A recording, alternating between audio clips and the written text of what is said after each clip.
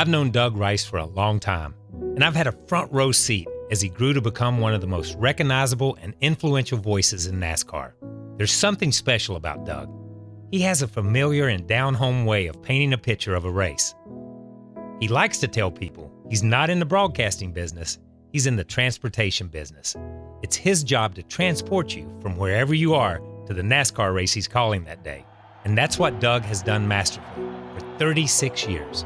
He's transported fans to the race. Bobby Labonte works to the high side of the speedway, now dives down to the low side. He is a single car length behind Dale Earnhardt across the stripe. If you believe in numerology, this is Kevin Harvick's third Winston Cup start. There are 3 laps to go. Kevin Harvick has pulled away to an 8 car length advantage as they rocket into turn number 1. Here at Atlanta Motor Speedway, Kurt Busch will outduel his brother Kyle. Jeff Gordon out of turn number 4, following Jimmy Spencer. He will lay claim to his first ever Winston Cup victory, and it comes in the Coca-Cola 600. Jimmy Johnson looks to the inside of Martin Truex Jr. They dive into the chicane. They touch. Jimmy Johnson spins. Martin Truex Jr. gets hit by Johnson. They are both spun out. Here comes Ryan Blaney. Ryan Blaney will survive and win the Bank of America Roval 400. Doug was the youngest of 4 boys and 4 girls, helping with the family farming business on the Biltmore Estate in Asheville. In fact, he could sit on his front porch and gaze out over the massive Biltmore house. Now, that's a pretty good view to wake up to each morning. Doug's family moved to western Rowan County when he was in the 4th grade, and he lived about a mile from his high school alma mater, West Rowan High School.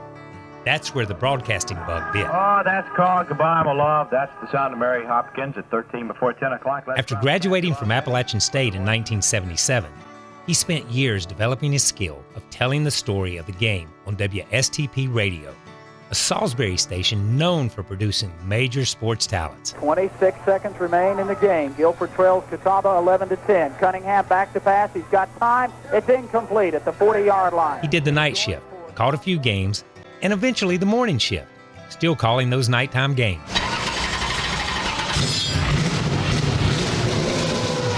NASCAR called to him there.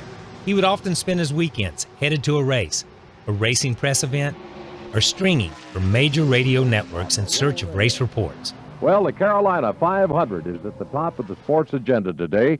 Doug Rice has the story from Rockingham, North Carolina. Cale Yarborough is on the pole for today's running of the Carolina 500. Yarborough took the pole with a speed of 140.43 miles per hour in a Buick.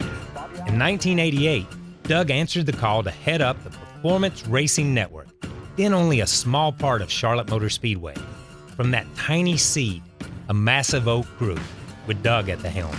It's interesting that this season is called Doug's Last Lap, because when he started his run here at PRN, he didn't actually get to take his first lap for a very personal reason. Unfortunately, my dad passed away the day before that race, and I wasn't even at the Speedway for the first Coca-Cola 600 that I was supposed to be a part of PRN for. And I remember the late Bill Cannell did a really nice dedication to my dad on the air that day. If you ever stepped in Doug's office, you weren't greeted by the usual array of racing memorabilia. There were few, if any, die-cast models, and there were no car fenders hanging from the wall. You were more likely to see Civil War chess pieces, a framed original poster of Pink Floyd's Dark Side of the Moon, some mementos from alma mater, Appalachian State. Oh, and you were greeted by one of Doug's prized possessions, a life-size cutout of Star Trek's Mr. Spock that startled visitors on more than one occasion. And don't get me started on the day he convinced visiting Spock actor Leonard Nimoy to voice the network's race feature. It's a Memorial Day weekend tradition. It's NASCAR's longest race and a crown jewel of the Nextel Cup Series. It is the Coca-Cola 600 and is coming up next, exclusively on the Performance Racing Network. And tonight, Jimmy Johnson will boldly try to go where no driver has gone before, to the Coca-Cola victory lane for 3 consecutive. The drivers he covered through the years, they think of him as a friend.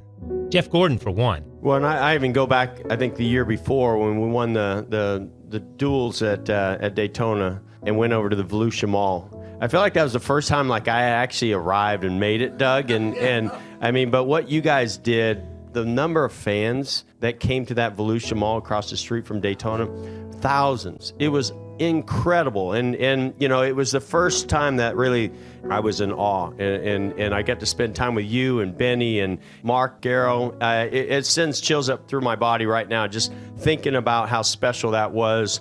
And Doug, you were just always so professional, so kind. When we did interviews, you were always insightful and passionate. The hard work and effort that you put in and build the friendships that you have within the sport, it's something that none of us will ever forget. Yes, Doug has spent 36 years in the transportation business, but he's also been a bit of a farmer.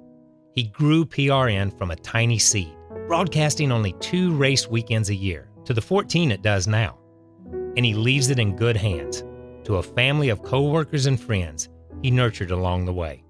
Enjoy the next chapter in your life, my friend.